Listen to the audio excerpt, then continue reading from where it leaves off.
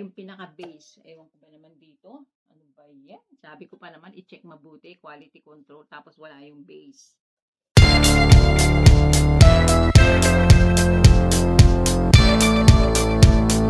Hello guys! I-flex ko lang itong aking dumating ng order na matagal ko ng pangarap. Ito ay isang meat grinder.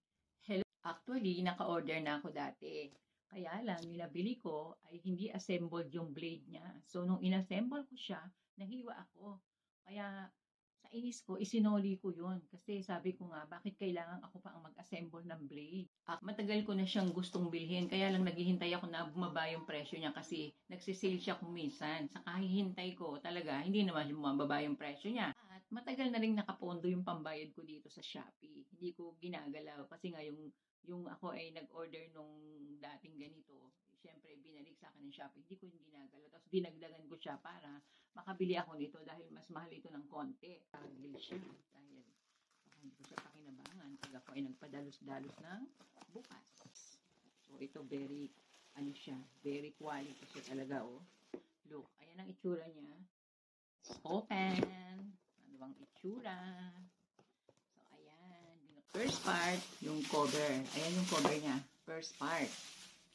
And then, eto yung blade. Naka-assemble na siya. Diba? Biro mo dati, hindi siya naka-assemble. Nahiwa ako. Talagang inis ako noon. Bakit kailangan akong pahirapan nung seller na yun na ako pa mag-assemble ng blade? Napakahirap ikabit, oh. May mga ganyan tornilyo. So, thankful ako na meron na siyang assembled na blade. Yan, isa na yung plus factor.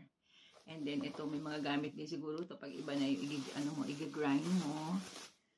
Guys, wala yung pinaka-base. Ewan ko ba naman dito? Ano ba yan? Sabi ko pa naman i-check mabuti, quality control, tapos wala yung base. Grabe. I'm back. Ayan, natigil yung aking pag-video kanina kasi akala ko may kulang na spare parts. Ang dami ko nang ginawa. Nakapagsundo na ako kay Jewel. So, ayan, assemble na natin. So, kailangan nating i-assemble itong nakakabitan ng grinder. Kasi hindi ko ito makita kaninang tornilyo. Kinonta ko pa yung seller. Akala ko kasi nakalimutang ilagay at akala ko magsusuli pa ako. Yung pala, nalagay ko siya sa nailaliman siya ng couch. That's my fault. So, ayan. Assemble na natin. So, kala mo madunong, no? Ayan. Oops. Ako na nag-assemble kasi wala naman tayong asahan. Kaya ako na lang. Oh, ayan. Oh, kita nyo? Alam mo, ang mga nanay kailangan marunong yan ng DIY. Para pag walang mapagawaan, kaya nyong gawin lahat, no? Hindi tayo dapat umasa. Asa-asa lang din sa mga lalaki. Lalo na pag hindi nyo maasahan talaga. Try to do it by your own. Oh. Yan. Kita nyo noon yung aking tawag dito, rack. Ako lang nag-assemble. O ngayon, ako na naman uli. Kumuha ako ng bigger screwdriver para to be sure na talagang mahigpit siya. Pero yung grip ko, sa totoo lang, hindi masyado yung grip ko. Mahina na yung grip ko. So, I hope nabigyan ko ng justification yung tornilyo na hindi siya bibigay, okay? So, yan. Ayan, let us try ngayon kung umaandar. Tatry na natin. So, let us see kung gumagana siya. Sa totoo, natatakot ako sa blades ko. Kinakabahan ako. Ano ba yan? Paano ba pag-alis nito? Baka mahiwa na naman ako. Oh my God. Natanggal ko na. Try natin, ha? Okay. Ayan.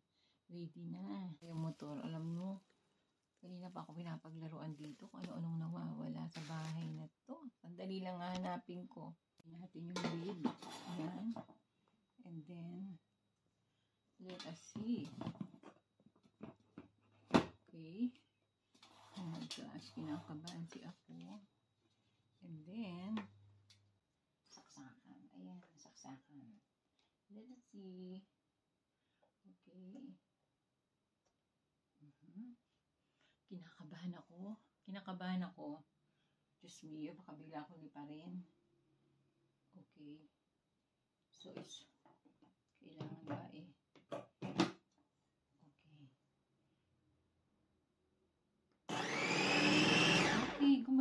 Very good. Other one. Okay, guys. Gumagana siya. Ayan, gumagana siya. Happy na ako. Meron na akong grinder. Magagamit ko niya sa lumpiang Shanghai, sa hamburger. Tapos kapag gusto ko ng garlic, gagawa ko ng tawag dito, fried garlic na maramihan. Pwede na akong mag-grind ng maraming garlic. Ayan. Thank you, Lord. Ayan, na-flex ko na sa inyo ang aking bagong grinder. Ganda ng brand niya. Hanapin nyo yung Han River. Han River is the brand. Ayan, maganda siya talaga. Maganda. Compare dun sa unang binili ko. Actually, July pa yung una kong binili. Tapos yung pera, nandun na sa Shopee. Hindi ko siya ginagastos kasi nilalaan ko nga dito, naghahantay ako na bumaba yung price niya. Hindi siya bumababa. Kahapon, nakachamba ako from 469, 464, naging 410. Ayan, nakuha ko siya ng mura. Wow!